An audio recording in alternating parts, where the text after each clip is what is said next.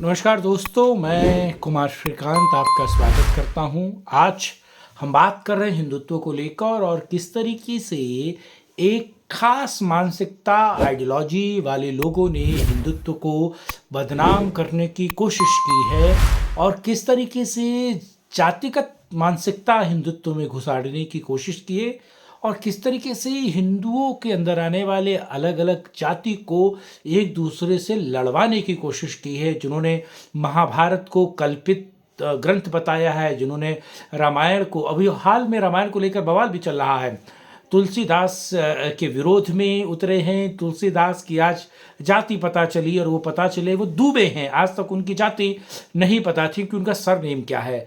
और ऐसे इतिहासकार लगातार हिंदुत्व पर कठोराघात कर रहे हैं। इसमें एक इतिहासकार है, जरा उसका मैं वीडियो आपको दिखाने जा रहा हूं और इतिहासकार का ज्ञान देखिए।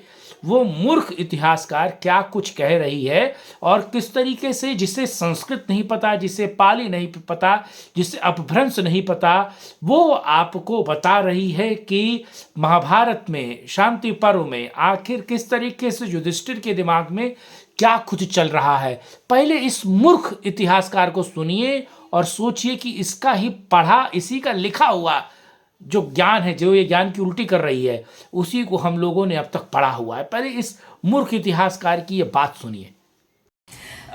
For instance, the most recent work on this has been in a section of the Mahabharata, the Shanti Parva, when one of the heroes, Yudhishthir, is asked to take over the kingship. And he says, no, I don't want to be king, I want to be a renouncer, I'm going away. And he is then persuaded slowly and gradually.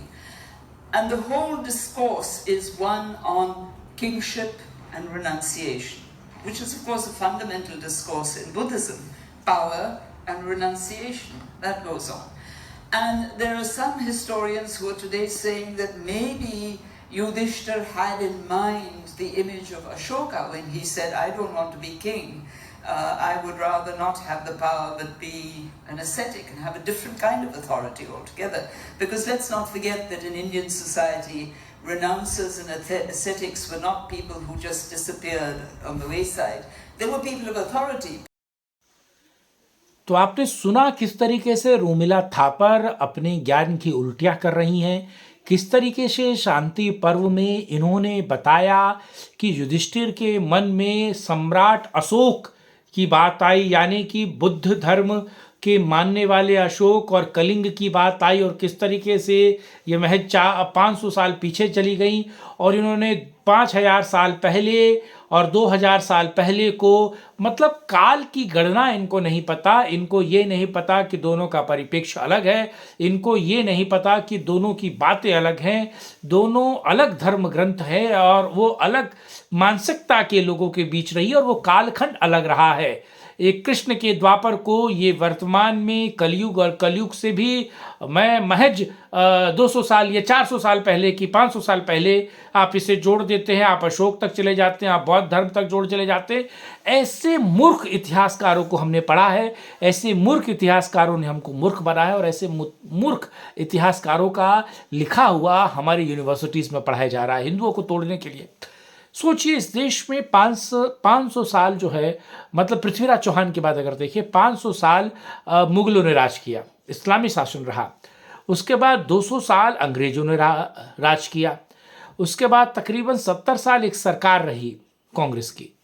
और आज भी आप कहते हैं कि इस देश में जो दलित हैं उनको शोषित किया गया, जो शेड्यूल कास्ट हैं उनको दमित किया गया, उनका शोषण किया गया।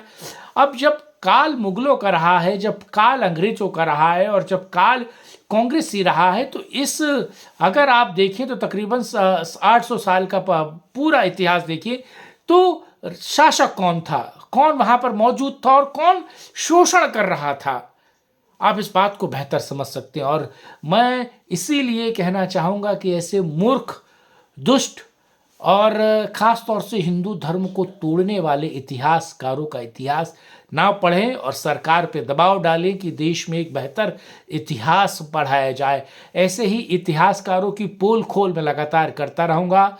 आपको ये वीडियो कैसा लगा, आप इसको लाइक कीजिएगा, शेयर कीजिएगा, चैनल को सब्सक्राइब कीजिएगा और अपने सुझाव हमको कमेंट बॉक्स में बताइएगा। जय हिंद, जय भारत, वंदे मातरम।